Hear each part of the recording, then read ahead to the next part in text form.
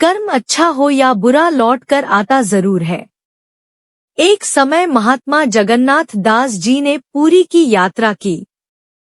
उन दिनों आजकल की तरह सवारियों का प्रबंध नहीं था। वह वृद्ध थे। किसी तरह गिरते पड़ते चलते फिरते वह पुरी पहुँचे। जलवायु बदला, भोजन का भी ठीक प्रबंध नहीं हो सका। अजीर्ण रोग ने आ घेरा। जहां तक हो सका सावधानी करते रहे, पर साधु का कौन और ठिकाना। जो मिला उससे उदर पूर्ति कर ली। जिसने आदर सहित बुलाया उसी की भिक्षा ग्रहण कर ली। कभी कभी मंदिर से प्रसाद पा लिया। अगर आप चैनल पे नए हैं तो सब्सक्राइब कर लें। कुछ दिन बाद ही उनको दस्त लगने लगे। जब तक साधारण स्थिति रही सहन करते रहे। बाद में रोग बढ़ जाने पर समुद्र के किनारे चले गए और वहीं एकांत में पड़े रहे। दस्त में कमजोरी आती ही है। बूढ़े थे, बेहोश हो गए। कपड़ों में ही मल मूत्र करने लगे। मक्खियां भिनकने लगी। जो आता दूर से ही देखकर लौट जाता। कोई पूछने वाला नहीं था कि यह मरने वाला कौन है, कहाँ से आया है, इसको औषधि की भी आवश्यकता है या नहीं। महात्मा जगन्नाथ दास जी की ऐसी दीन दशा देखकर प्रभु जगन्नाथ को दया आई। भगवान जगन्नाथ जी ने 10 वर्ष के बालक का रूप धारण कर अपने भक्त के समीप पहुँचे। उसके कपड़े बदले, उनको अपने कर कमलों से शौच कराया। मल मूत्र के वस्त्रों को ले जाकर समुद्र में धोया, धूप में सुखाया। तब तक वह कपड़े भी खराब हो गए। अब इन्हें फिर बदला और धोया, सुखाया। कई दिन व्यतीत हो गए। जगन्नाथ दास को कुछ खबर नहीं कि मेरी सेवा कौन कर रहा है। जगन्नाथ जी को कुछ होश आया। आंख खोली तो देखा एक बालक सब तरह की सेवा कर रहा है। उठने बोलने की सामर्थ्य नहीं थी। चुप रह गए और मन ही मन में उसकी प्रशंसा करने लगे और उसे धन्यवाद देने लगे। 2-3 दिन और ऐसे ही कटे। अब शरीर में कुछ बल आया। महात्मा जगन्नाथ दास जी उठे, सहारे से घिसकते जल तक पहुँचे, स्नान किया। शुद्ध धुले हुए वस्त्र जो लड़के ने पहले से ही तैयार कर रखे थे, बदले। भजन और नित्य कर्म की सामर्थ्य नहीं रही। एक शुद्ध स्थान पर सघन वृक्ष तले आकर लेट गए। बच्चा कहीं से जलपान ले आया, वह खाया और आराम करने लगे। ऐसे ही कई और दिन बीते। अब जगन्नाथ जी का स्वास्थ्य ठीक हो चला है। वह चलने फिरने लगे हैं। दस्त बंद है, भूख भी लगने लगी है, कुछ खा भी लेते हैं, पर अभी पूरे निरोग नहीं हुए। निर्बलता बाकी है, लेकिन संध्या नियम उनका शुरू हो गया है। प्रातः काल का समय था। भक्त जी स्नान कर पूजा करने बैठे थे।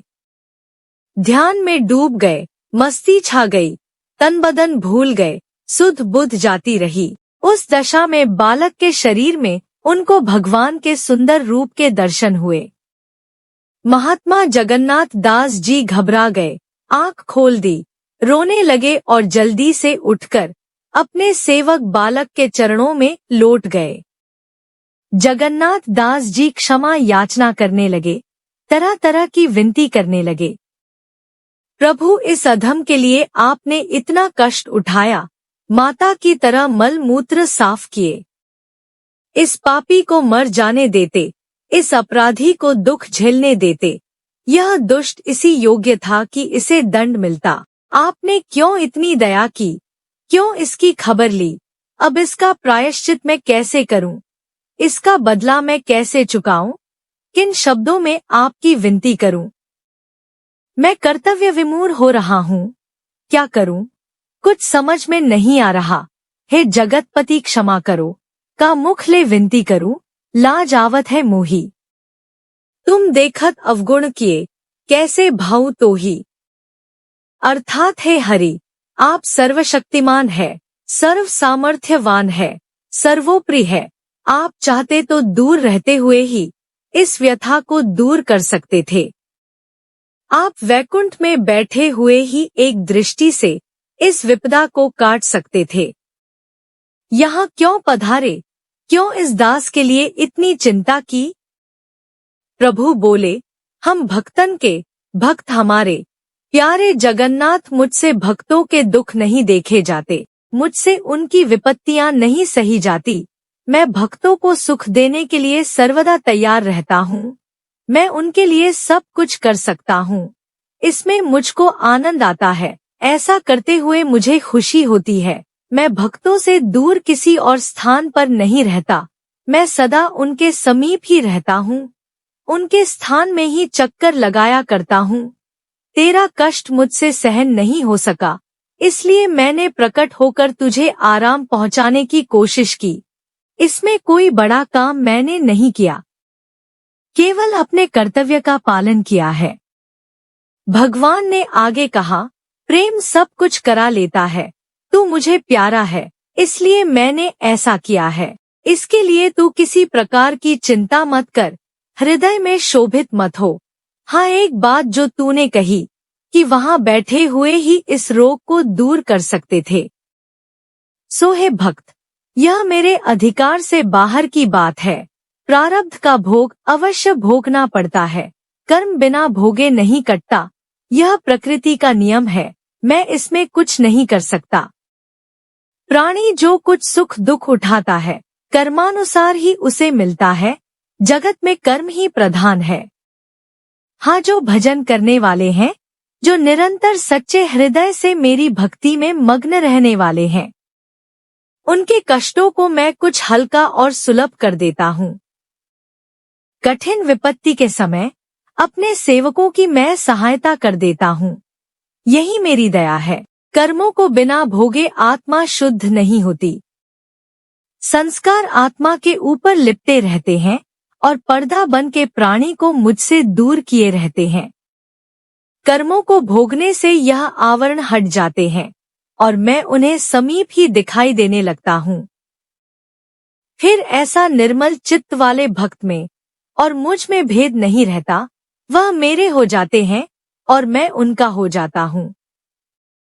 ऐसा उपदेश देकर भगवान अंतर्ध्यान हो गए। इसके बाद महात्मा जगन्नाथ जी का आगे का जीवन कैसे कटा, कहाँ रहे, इससे ना कोई संबंध है और ना हमको मालूम है।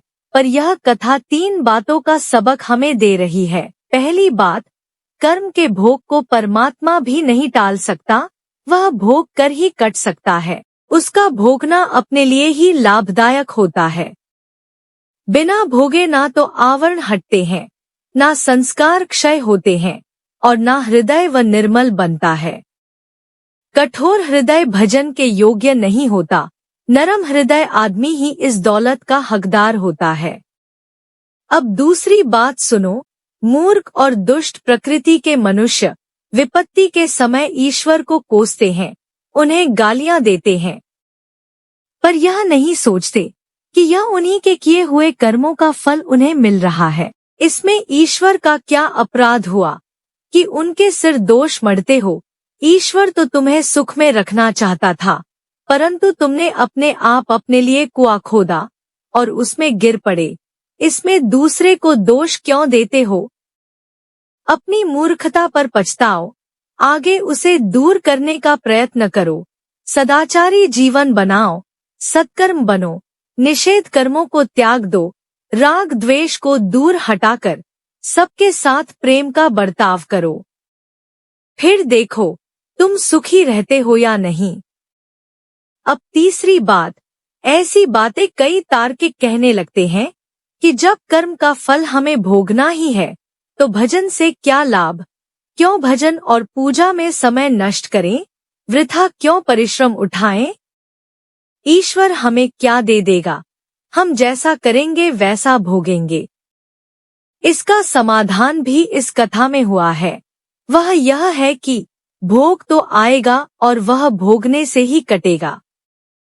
पर जो भजन करने वाले हैं, भगवान के सच्चे भक्तों में है और साथ ही शुद्ध चरित्र और कोमल स्वभाव के हैं, उन्हें कठिन विपत्ति के समय एक गुप्त सहायता ऐसी मिलती है जिससे वह कष्ट तीव्र और भारी ना रह के सूक्ष्म और हल्का हो जाता है।